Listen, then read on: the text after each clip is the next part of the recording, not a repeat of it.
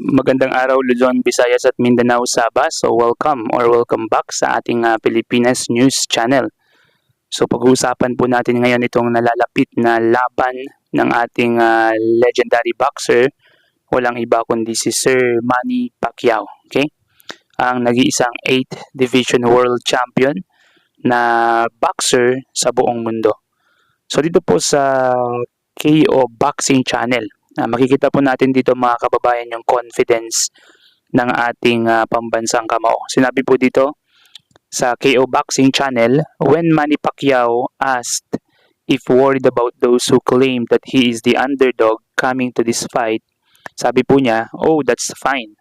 I mean, I had so many fights that I am the underdog. I brought surprises to them." Yan po ay according to Manny Pacquiao. So sa nalalapit po kasing laban mga kababayan ng ating pambansang kamao na si Manny Pacquiao, siya po ay underdog. Okay? So, ibig sabihin po ng underdog mga kababayan ay siya po ay nakikita ng mga tao na lugi sa laban. Kumbaga dehado po siya. At liyamado naman itong si Barrios. Unang-una dahil sa reach. Okay? Yung pong kamay nila magkaiba. Parang lamang si Barrios ng 2 to 3 inches. So medyo mahaba po yun mga kababayan.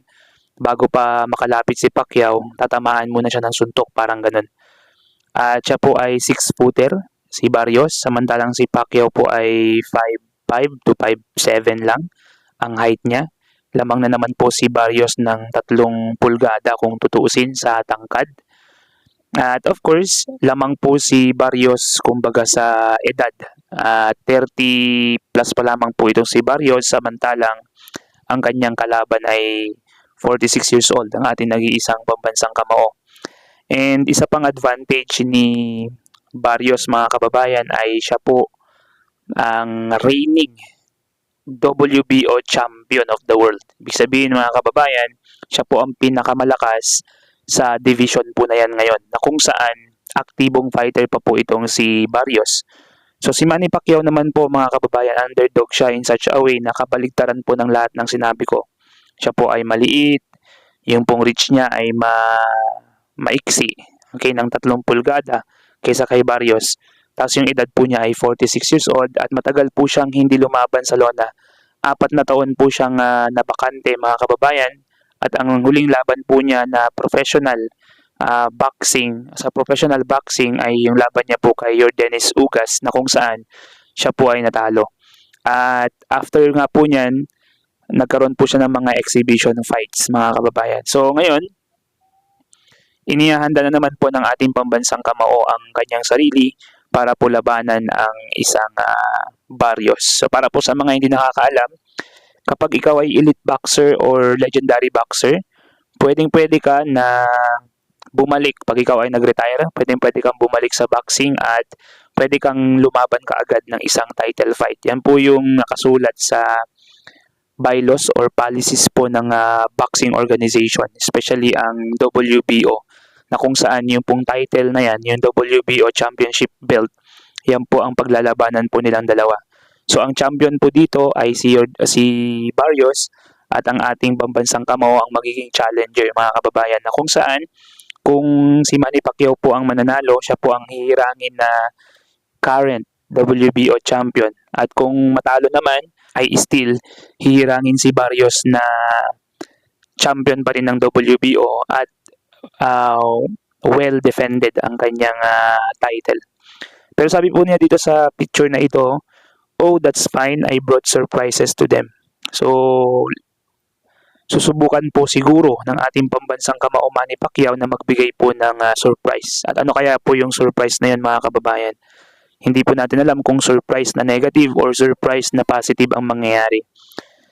So ito po mga kababayan sa One Sports Facebook page, sinabi po dito, "Let's get down to business. Check out the tale of the tape as 8th Division World Champion Manny Pacquiao battles on the ring once more, taking on Mario Barrios for the WBC World Welterweight Championship this Sunday at 10 a.m. So WBC po pala yung paglalaban nila.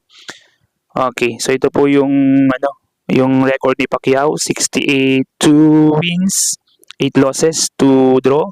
Samantalang si Barrios naman po, 29 wins, 2 losses, and 1 draw.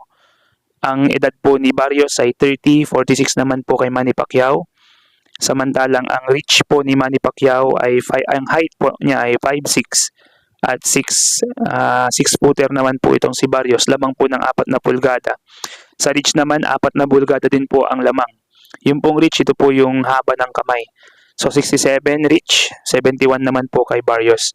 So south po naman po to kaliwete si Pacquiao, samantalang orthodox naman po si Barrios na kanan. So meron pong mga advantage at disadvantages po yung mga kanan at kaliwang yan. So malapit na po yan mangyari ngayong Sunday na po. Sa time po ng Amerika, mangyayari po yan July 19. Sa atin naman po, July 20, mga kababayan. At sabi nga po, no, pag manalo po dito si Manny Pacquiao, mga kababayan, magkakaroon po, isang magandang balita, magkakaroon po ng potensyal na rematch sina Manny Pacquiao kontra kay Mayweather.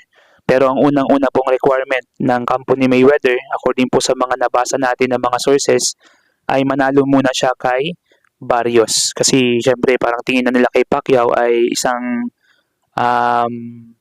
inactive boxer na and low quality fighter na dahil nga po sa edad po niya at hindi na po siya yung kasing bagsik niya noon. So makikita po natin yan, mga kababayan, sa pagkatapos ng laban po nito ngayong linggo. So let's pray for Manny Pacquiao sa kanyang health, and of course kahit di niya maipanalo, maibigay niya lang po yung pinakang performance niya at bonus na lang po yung pinakang maipanalo niya yung laban na yan.